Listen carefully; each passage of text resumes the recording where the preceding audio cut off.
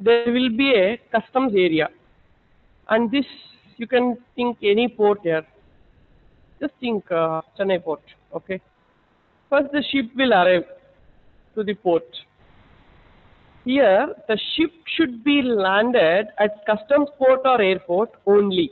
It should not be landed at any other place other than the customs notified port or airport. When this particular ship, in case of airways, it's airport. In case of ship, it is normal port.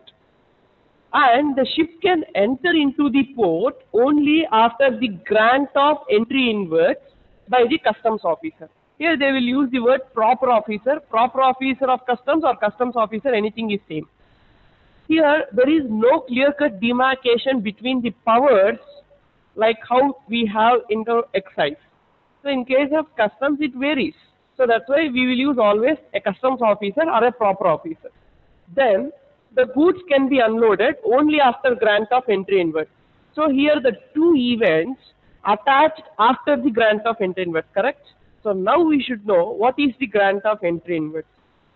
He is the customs officer. Person in charge. Who is the person in charge? In case of a ship, it's pilot or captain. In case of airways, it's pilot. In case of a normal vehicle, it's guard or the normal conductor, whoever it may be. And there is an importer. The total procedures will revolve around these three people. Number one, the person in charge has to submit a declaration known as Import General Manifest. Remember this word, IGM, Import General Manifest. What is this Import General Manifest? It contains the details of goods in the ship. Who is submitting this? Person in charge. Okay. When he is submitting, what he will submit? He will submit the goods and the particulars, description, weight, etc. of the goods contained in the ship. Got it? As and when the Import General Manifest is being submitted, immediately the customs officer will give grant of entry inward. Got it? Because he should know whether the ship contains any hazardous goods or not. Is being, okay, if you accept, the ship will come and those hazardous goods will land in the port. That is sufficient, right? Because there will be berthing accommodation. In the port, if you see, there will be berthing accommodation. That berthing accommodation, if you give, once the ship comes to that particular port, almost all the goods will be unloaded there. Say, if we imported, some person has imported some bombs, atom bombs, and if the being imported and kept in the port, the entire port will go out. Okay, got it? So that's why the customs officer should ensure that the goods contained in the ship are not hazardous goods. See, even some items which are of very perishable quality, if you import and if it contains a foreign bacteria, not Indian bacteria, because our skin can take care of Indian bacteria, but foreign bacteria, we can't. So if the goods contain a foreign bacteria, definitely they will not allow this used buns. Okay. Then computer peripherals, used computer peripherals. It's a big scam, you know, like they will import stating that these are the spare parts and accessories of the computers, but not the case. There, see, after 5 years, all these plastic machines will be of no use, right? The technology is changing rapidly. Even tomorrow, if you see, definitely. See, I bought an iPhone, thinking that there won't be any technology even after 2 years. Within 2 months, they released one more series, 4S. Okay, and even there is a proposal to release after 6 months, 5. What the hell, I invested unnecessary 35,000 rupees. Got it? So now these plastic machines there, compared to us, there the technology growth will be rapid. They will just dump the goods to India. Because they treat India as big landmass and any waste here, they can store the waste.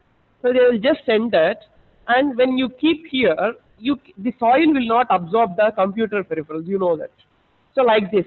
These are the cases because of which always the customs officer will take care of this Import General Manifest. Who has to submit Import General Manifest? The person in charge. Only after submission of Import General Manifest, the ship can enter. How he can submit? Before that ship comes, how he can submit? Sir, we are in the age of information technology. Okay. before starting his arrival there, where in that country, wherever he starts, there he can send a mail to him. E-filing can be done. Or he can come to the shore and some small boats will be there. In that boat, he can send his crew and the crew may come and submit it here. Anything is permissible.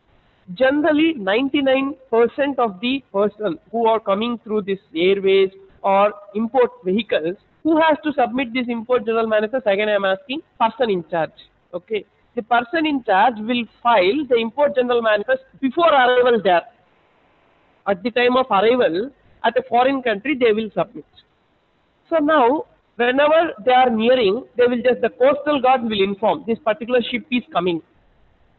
So then, if there is a grant of entry inwards already, then automatically the ship will enter into the berth and now the goods will be unloaded. Got it? So, but it should be landed only at the recognized customs port or airport. On other hand, this is on one hand, whatever the person in charge will be doing. On the other hand, where the importer will be located in India. He needs to file a bill of entry. Got it? Generally, the bill of entry needs to be filed before the arrival of the ship. You know why? If he files the bill of entry after the arrival of the ship, and if there is any delay in the processing of the bill of entry and payment of duty, say if the delay is for 2 months, and you know about India and the Indian government, okay, generally they will take time for process everything.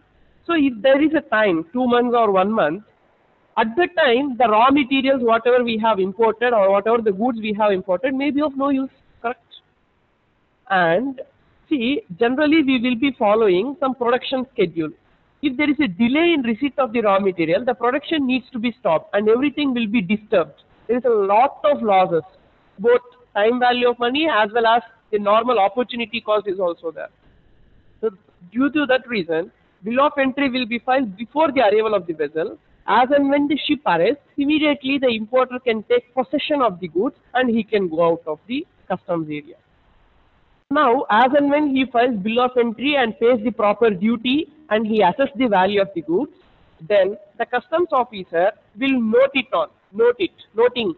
So noting is nothing but entering the details of ship or whatever the duty pays, challan numbers, all these things, he will sign it and immediately he will pass an order. That order is out of customs charge order. First take your goods and go out. Okay. If you keep your goods here, then I will charge you demurrage. Demurrage means extended period of stay of goods inside the port area is known as demurrage. And even there is a risk of pilferage. Pilferage means small thefts. Okay, because if you see customs port, there will be lot of people. Say we have imported some goods and the goods are not packed well. He will just keep it. He will take one piece and he will keep it. Say we have imported mobile phones and that is not being properly packed. He will take one mobile phone and keep it in the pocket. Got it? It can be done. This is what pilferage means.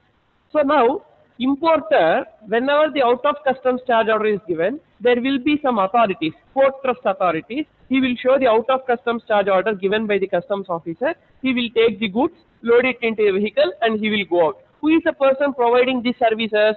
Taking the goods out of the customs area, cargo handling service provider. Who is the person providing the services regarding filing the bill of entry and clearing the goods? Customs house agent, supervisor. Got it? This is the procedure under customs. That's it.